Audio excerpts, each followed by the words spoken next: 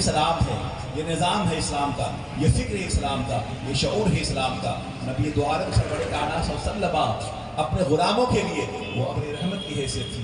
حضرت صحابہ عبادہ بن ثابت رضی اللہ تعالیٰ سید الانصار ہیں، عالمی کے سرکار دو جہاں سرور کائنات اپنے صحابہ کے ہیں جاتے ہیں ان کی خیریت پوچھنے کے لیے۔ حضرت عبادہ کہتے ہیں کہ دو عالم کی کائنات تشریف لائے ہمارے گھر پہ اور سلام کیا۔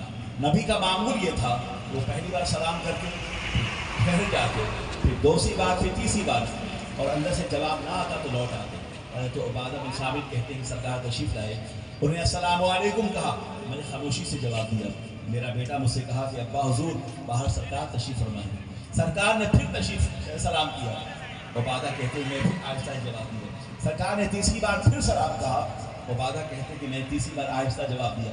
یہ سلام کر کے حضور لوٹنے لگے تو صحابہ بن ثابت کہتے ہیں میں بھاگ کر گیا اور سرکار کے قدم ناز پہ گر گیا کہ یا رسول اللہ ہمیں معاف کر دیجیے، میں سن رہا تھا کہ آپ سلام کر رہے تھے مگر میرا یہ احساس ایمان یہ بول رہا تھا، میرا جذبہ دل یہ کہہ رہا تھا، آپ کی غلامی کا شرف یہ بول رہا تھا کہ یا رسول اللہ جب تک آپ السلام علیکم کہتے رہیں گے میرے گھر پہ اللہ کی رحمت کی بارش ہوتی ہے۔ جب تک آپ السلام علیکم کہتے رہیں گے میرے آقا، میرے گھر پہ اللہ کی رحمتوں کی بارش ہوتی رہی۔ وہ رسول اللہ ہیں جو اپنے کرم سے نوازنے والے ہیں، اپنی شفقتوں سے نوازنے والے ہیں، اپنی عنایتوں سے نوازنے والے ہیں، اپنی محبتوں سے نوازنے والے ہیں، اپنے کرم سے نوازنے والے ہیں، اپنے اخلاق حسنہ سے بڑے بڑے فرائض کو قدموں پہ جھکانے والے ہیں۔ اللہ کے نبی سرور کائنات آپ دیکھیے اسلام کا نظام حیات، دنیا کا کوئی ایسا مذہب نہیں ہے کہ جو حالت جنگ میں اسے کہا گیا ہو اسے اسلام ہے۔ حالت جنگ میں بھی آپ کو نماز پڑھنی ہوگی۔ آگ عین لڑائی میں اگر وقت نماز جملہ روحوں کے زبی بوس ہوئی قوم حجاز، ایک ہی صف میں کھڑے ہو گئے محمود و ایاز، نہ کوئی بندہ رہا اور نہ کوئی بندہ نواز، بندہ و صاحب و محتاج و غنی ایک ہوئے، تیرے دربار میں پہنچے تو سبھی ایک ہوئے۔ حالت جنگ میں بھی اگر جنگ ہو رہی ہو تو ایک قافلہ، ایک سیکشن جنگ میں مصروف ہوگا اور دوسرا سیکشن جو ہے وہ حالت نماز میں ہوگا۔ اب بتاؤ آپ جو مذہب حالت جنگ میں بھی ہمیں اللہ کی عبادت کا درس دیتا ہے وہ مذہب ٹیررسٹ کیسے ہو سکتا ہے؟ وہ مذہب ظالم کیسے ہو سکتا ہے؟ اللہ کی بارگاہ میں جھکنے کا معنی یہ ہے کہ ہماری زندگی اللہ کی رضا کے لیے ہے، ہماری موت اللہ کی رضا کے لیے ہے، ہماری عبادت اللہ کی رضا کے لیے ہے، ہماری ہمارا تقویٰ اللہ کی رضا کے لیے ہے، ہمارا دل اللہ کی بارگاہ میں جھکا ہوا ہے اس کے خوف کے ساتھ، اس کی خشیت کے ساتھ۔ تو حالت جنگ میں بھی جس قوم کا دل اللہ کے عرفان سے آباد ہو اور تقویٰ شیعی خوف الہی کا جذبہ ہو وہ غلط کیسے کر سکتا ہے؟ فلسطین میں بچوں کو شہید کرنے والے، عورتوں کو بیوہ کرنے والے اور یہ کہنے والے کہ ہم سو کال ماڈرن لوگ ہیں اور آج کے دور کے ہم کوالیفائڈ لوگ ہیں، انہیں اسلام کا اجازت لینا چاہیے۔ اسلام نے کہا ہے کہ حالت جنگ میں بچوں کو قتل نہ کرو، عورتوں پہ ہاتھ نہ اٹھاؤ، بوڑھوں کو نہ مارو، فصلیں تباہ نہ کرو۔ اور آج جو فلسطین میں جو کچھ ہو رہا ہے، ایک ماڈرن مذہب جو براہ راست وہ عیسائی ہونے کا دعویٰ کرتی ہے یا وہ حضرت موسیٰ کے ماننے والے اپنے آپ کو کہتے ہیں، وہ نہ حضرت موسیٰ کے ماننے والے ہیں اور نہیں حضرت عیسیٰ کے ماننے والے ہیں۔ حضرت عیسیٰ اور حضرت موسیٰ کی تعلیمات کہ وہ خلاف ہے جو کر رہے ہیں۔ آئیے پورے مسیحی دنیا کو اور یہودی دنیا کو اسلام کا اعتراف کرنا چاہیے۔ حضرت عیسیٰ کے حوالے سے قرآن عظیم میں حضرت عیسیٰ کے حوالے سے سورہ مریم قرآن عظیم ہے، سورہ مائدہ قرآن عظیم ہے، سورہ بنی اسرائیل قرآن عظیم ہے۔ سورہ بنی اسرائیل میں، سورہ مائدہ میں اور سورہ مریم آپ اس کو اسٹڈی کیجیے، آپ پڑھیے تو آپ کو اندازہ ہوگا۔ یہ تین سورہ مقدسات میں حضرت عیسیٰ کا تذکرہ ہے، ان کی پاکیزگی کا تذکرہ ہے، ان کے معجزات کا تذکرہ ہے، وہ اندھوں کو بینائی عطا فرمایا کرتے تھے اس کا تذکرہ ہے، اللہ نے معجزہ عطا فرمایا، انہوں نے گہوارے میں تکلم کیا ہے۔ اور پھر حضرت عیسیٰ وہ ہیں جو اللہ کا انتخاب ہیں، حضرت مریم وہ پاکیزہ ہیں، وہ تقدس مآب ہیں، اور پھر حضرت عمران کے بارے میں تذکرہ ہے۔ اور ایسی حضرت موسیٰ کے حوالے سے قرآن عظیم میں بے شمار مقامات پر پیغمبر میں سب سے زیادہ تذکرہ اللہ رب العزت نے حضرت موسیٰ نے کیا ہے۔ واللہ العظیم اگر قرآن عظیم میں حضرت عیسیٰ کا، حضرت موسیٰ کا تذکرہ نہ کیا ہوگا سورہ مریم میں، سورہ آل عمران میں، سورہ مائدہ میں، تو آج پوری مسیحی دنیا کے پاس یعنی کہ ویسٹرن ورلڈ میں حضرت عیسیٰ کے حوالے سے کوئی بات نہیں ہوتی۔ جو کچھ ہے وہ اسلام کا، وہ قرآن عظیم کا احسان ہے۔ لہذا ویسٹرن ورلڈ کو، مسیحی دنیا کو، مغربی دنیا کو اور کرسچن ورلڈ کو وہ اسلام کا احسان ماننا چاہیے، مگر افسوس کہ ہم نے حضرت علامہ سید مسرور رازی شہبازی خانقاہ عالیہ شہبازیہ ملا چک شریف بھاگلپور کا خطاب نایاب ہونا ہے۔ ساتھ ہی ساتھ اسلامک اسکالر مفکر اسلام حضرت علامہ مولانا فروغ القادری صاحب قبلہ لندن، ان کا بھی خطاب ہونا ہے۔ حضرت علامہ سیف اللہ صاحب قبلہ علیمی آپ کے شہر کولکاتہ کے حوالے سے وہ بھی تشریف لانے والے ہیں، ان حضرات کو آپ سنیں گے۔ نعت کا ایک شعر پڑھتا ہوں، حضرت علامہ سمسار صاحب سے آپ ملاقات کریں، تقریر سننے کے لیے تیار ہو جائیں۔ الدین صاحب تشریف لائیں گے، بس حاضری ہو گئی۔ نعت کا ایک شعر پڑھو کہ کسی نے مانگا جو قطرہ حضور کے در سے، کسی نے مانگا جو قطرہ حضور کے در سے، کسی نے مانگا جو قطرہ حضور کے در سے، اسے عطا ہوا دریا حضور کے در سے۔ جو قطرہ حضور کے در سے، اسے عطا ہوا دریا حضور کے در سے۔ پورے ملک میں پڑھا ہوں، اپنے شہر کولکاتہ میں شعر پڑھتا ہوں کہ یہی ہے میرا عقیدہ حضور کے در سے، یہی ہے میرا عقیدہ حضور کے در سے۔ اگر آپ کا بھی ہوگا تو شرکت کر لیں گے۔ یہی ہے میرا عقیدہ حضور کے در سے، یہی ہے میرا عقیدہ حضور کے در سے، کہ پل رہا ہے زمانہ حضور کے در سے۔ یہی ہے میرا عقیدہ حضور کے در سے، کہ پل رہا ہے زمانہ حضور کے در سے۔ یہی ہے میرا عقیدہ حضور کے در سے، کہ پل رہا ہے زمانہ حضور کے در سے۔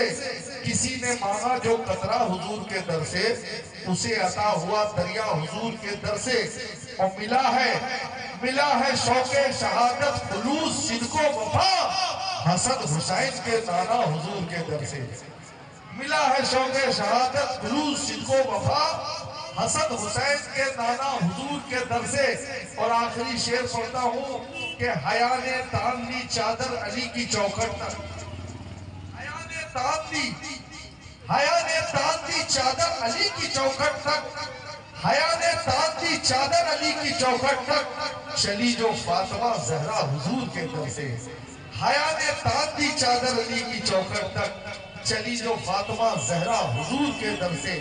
یہی ہے میرا عقیدہ حضور کے در سے، کہ پل رہا ہے زمانہ حضور کے در سے۔ یہی ہے میرا عقیدہ حضور کے در سے، کہ پل رہا ہے زمانہ حضور کے در سے۔ کسی نے مانگا جو قطرہ حضور کے در سے، اسے عطا ہوا دریا حضور کے در سے۔ حضرت مولانا شمشاد احمد صاحب قبلہ رضوی خطیب و امام پی اے نار مسجد تشریف لا رہے ہیں، ذرا محبتوں کے ساتھ آپ پکار لیجئے نعرہ تکبیر، سے نعرہ تکبیر، نعرہ رسالت، فیضان غوث اعظم، دیوان غوث اعظم، عاشقان غوث اعظم، علماء اہل سنت، نعرہ تکبیر۔ میں گزارش کرتا ہوں سفر کی بات ہے تو قرآن سبحان اللہ سے اصلاح کہہ رہا ہے، جب مصطفیٰ کی عظمتوں کی بات آ جائے تو قرآن وما ارسلناک الا رحمۃ۔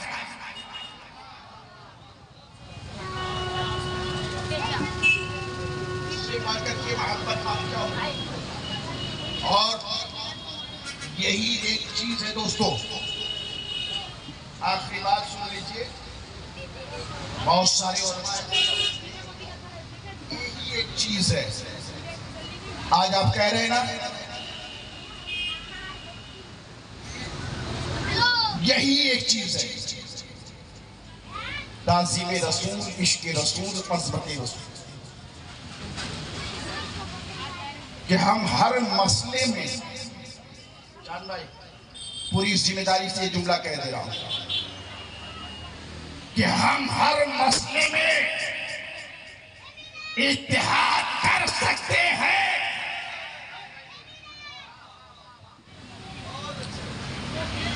ہم ہر مسئلے میں اتحاد کر سکتے ہیں، لیکن جہاں بات عظمت رسول کی آ جائے،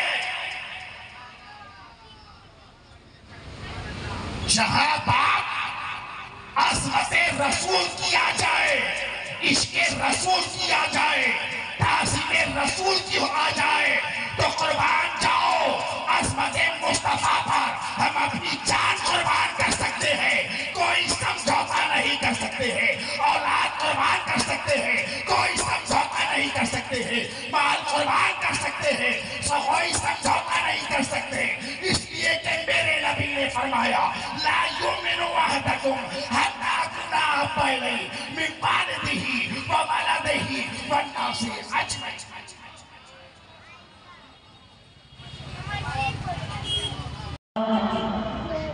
नूरी नूरी मेरे आका, नूरी नूरी मेरे मौला, नूरी नूरी जलवा तेरा, नूरी नूरी जलवा तेरा, सारी दुनिया सदका तेरा। नूरी नूरी मेरे आका, नूरी नूरी जलवा तेरा, सारी दुनिया सदका तेरा। नूरी खुदा ने क्या क्या, नूरी खुदा ने क्या क्या जलवे दिखा दिए हैं, सीने किए हैं रोशन, दिल जगमगा दिए हैं। नूरी खुदा ने क्या क्या जलवे दिखा दिए हैं, सीने किए हैं रोशन, दिल जगमगा दिए हैं। लहराते जुल्फे नूरी सब हमें भुला दिए हैं, लहराते जुल्फे नूरी सब हमें भुला दिए हैं। तो उनकी महकने दिल में गुलछे खिला दिए हैं, उनकी महकने दिल में गुलछे खिला दिए हैं। जिस राह चल दिए हैं, जिस राह चल दिए हैं, जिस राह चल दिए हैं, मुझे बसा दिए हैं। नूरी जलवा तेरा,